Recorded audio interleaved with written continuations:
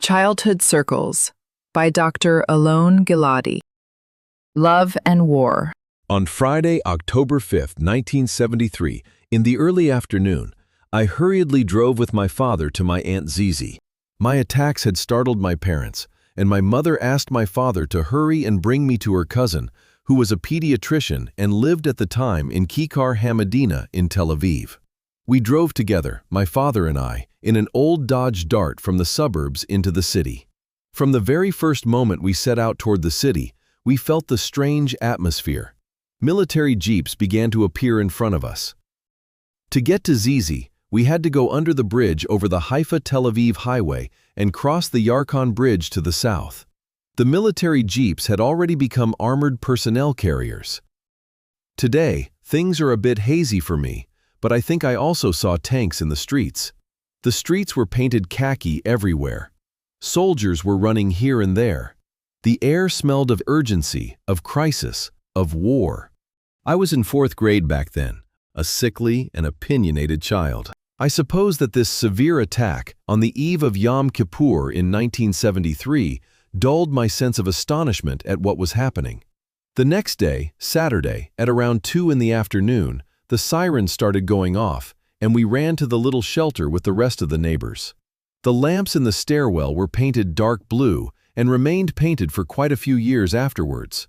No one had any particular desire to clean them after that war. Later that day, my father put on a uniform. We escorted him to the old Dodge Dart, and he disappeared into that war.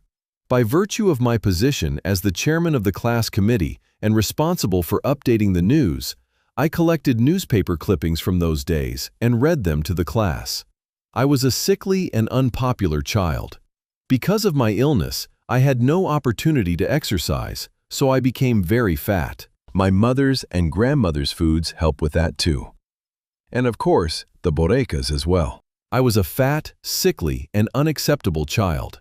The fact that I was the eternal top student dealt a crushing blow to my social status and my social opportunities, which were already limited due to my character, a crushing blow.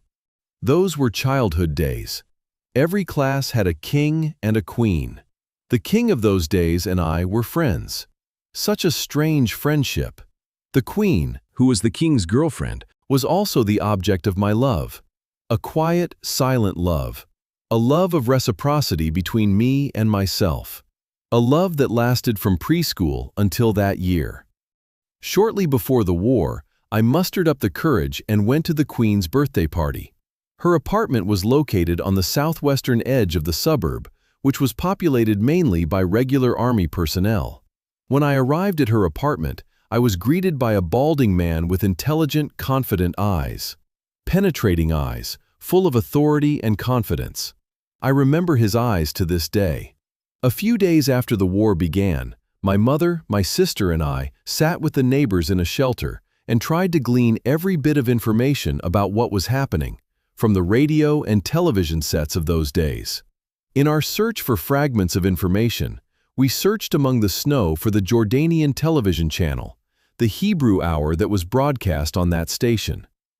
The announcer announced in somewhat garbled Hebrew, as part of their propaganda broadcasts, that on that day, about 700 IDF soldiers were killed in the Sinai sector, including an Israeli officer with the rank of Major General.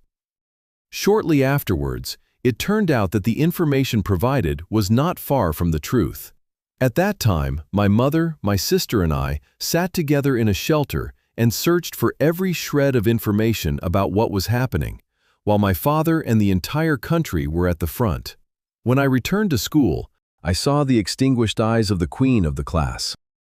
To this day, I remember the wise, kind, and confident eyes of her father, who did not return from that war.